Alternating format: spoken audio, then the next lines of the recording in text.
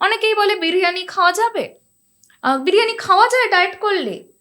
তারপরে বলে লুচি খাওয়া যাবে, অবশ্যই খাওয়া যাবে। তুমি এখন বিরিয়ানি খাবে, বিরিয়ানির অবশ্যই আমি সেখানে যে কোয়ান্টিটিতে তোমাকে রাইস খেতে বলছি তুমি সেইভাবে নাও। তুমি একটা ছোট বলে রাইস নিলে, বা তোমার 1 প্লেটই ধরলাম, তুমি তার হাফ প্লেট রাইসটা নাও, তার সাথে তুমি যে যে জিনিসগুলো রয়েছে সেগুলো নাও।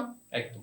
তাহলে তোমারও মনটা ভরলো, কোয়ান্টিটিটাও অনেকটা মেনটেন হলো, খুব একটা প্রবলেম হলো না। না হলে মেন্টাল প্রেসারটা তৈরি হবে। একদম, একদম। যে আমি কি করছি, আমার একঘেয়েমি লাইফ হয়ে গেল। মানে আলটিমেটলি তো সেটাই না, যে আমরা একঘেয়েমি যখন হয়ে যায় আমাদের লাইফটা, আমরা কোথাও ঘুরতে যেতে পছন্দ করি বা একটু আমাদের চেঞ্জ দরকার হয়।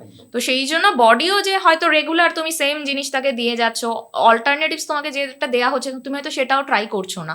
তোমার জন্য হয়তো ছাতুর শরবতটা বা একটা স্মুদি তোমার জন্য খুব মনে হচ্ছে যে এটা আমার টাইম বেঁচে যাবে, প্লাস আমার ডেলি লাইফস্টাইলের সাথে ম্যানেজ হয়ে যাবে, তো তুমি সেটা রেগুলার বেসিসে খাচ্ছ, তো বডি তো হ্যাবিচুয়েটেড হয়ে যাচ্ছে।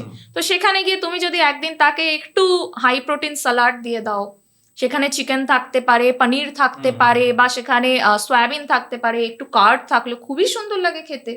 তো বডি ভাবলো ঠিক আছে, এটা তো ভালো লাগে, এটা তো বাইরে থেকে কিনে খায় অনেকে, আমি এটা বাড়িতে খাচ্ছি, তো খুবই ভালো ব্যাপার। তো এইভাবে নিজেকে মানে কি বলবো, খুশি রাখতে হবে।